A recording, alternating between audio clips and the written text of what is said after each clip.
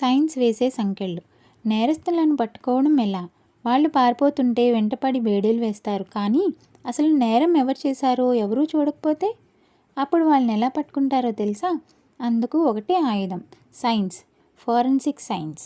ఓ చిన్న వెంట్రుక ముక్క, రక్తపు మరక, గోరు, పన్ను, పంటిఘాటు, గోళ్లతో రక్కిన మచ్చ, నేరస్తుడు ఉపయోగించిన చిన్న వస్తువు, ఇలా ఏ చిన్న ఆధారం దొరికినా నేరగాడి ఆచూకీ ఖచ్చితంగా తేల్చేస్తారు. మొదటి కేసు ఇదే. అదేంటంటే, ఫోరెన్సిక్ సైన్స్కు దాదాపు 900 సంవత్సరాల చరిత్ర ఉంది. క్రీస్తు శకం 1248వ సంవత్సరంలో చైనాలో సాంగ్ పాలనలో ఒక వ్యక్తిని దుండగుడు కొడవలితో హతమార్చాడు. అతన్ని పట్టుకునేందుకు రాజు అనుమానం ఉన్న వారినందరినీ తమ కొడవళ్లు తెచ్చి ఒక చోట పెట్టమన్నాడు. హంతకుడి కొడవలిపై ఉన్న రక్తవాసనకు ఈగలు దానిపై వాలాయి. అలా హంతకుడిని నిర్ధారించారు. ఒక రకంగా ఫోరెన్సిక్ సైన్స్ ద్వారా నిందితుడిని పట్టించిన తొలి కేసు ఇదే. మరో పద్ధతి ఏంటంటే, అనుమానితులందరి నోట్లో బియ్యం పిండి వేసేవారు. తప్పు చేసిన వారికి భయంతో గొంతు తడారిపోతుంది. అప్పుడు లాలాజలం ఊరకపోవడంతో అతనికి పిండిని మింగడం కష్టమయ్యేది. ఇంకేముంది, వాడే నేరస్తుడు అనేవారు. ప్రస్తుతం చేస్తున్న పాలిగ్రాఫిక్ టెస్టుకు అదే ప్రేరణ.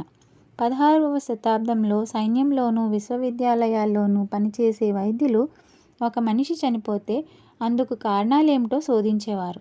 ఆంబ్రోయిస్ పారే అనే ఫ్రెంచ్ శస్త్రచికిత్స నిపుణుడు ఈ రంగంలో బాగా కృషి చేశారు.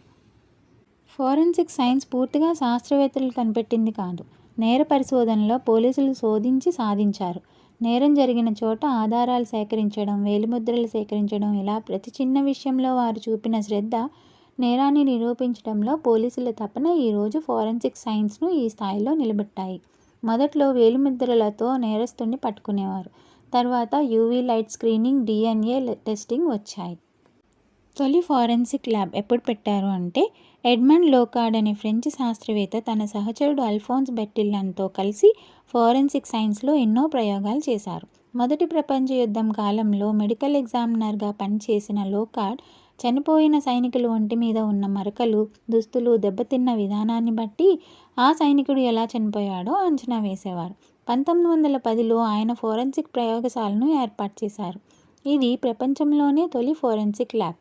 నేరం జరిగిన స్థలంలో ఖచ్చితంగా ఏదో ఒక ఆధారం దొరికి తీరుతుందని ఆయన ప్రగాఢంగా నమ్మేవారు. దీన్నే లోకార్డ్ ప్రిన్సిపల్ ఆఫ్ ఎక్స్చేంజ్ అని పిలుస్తారు. ఇప్పటికీ క్రిమినల్ ఫోరెన్సిక్ అన్నింటికీ ఇదే మూల సూత్రం.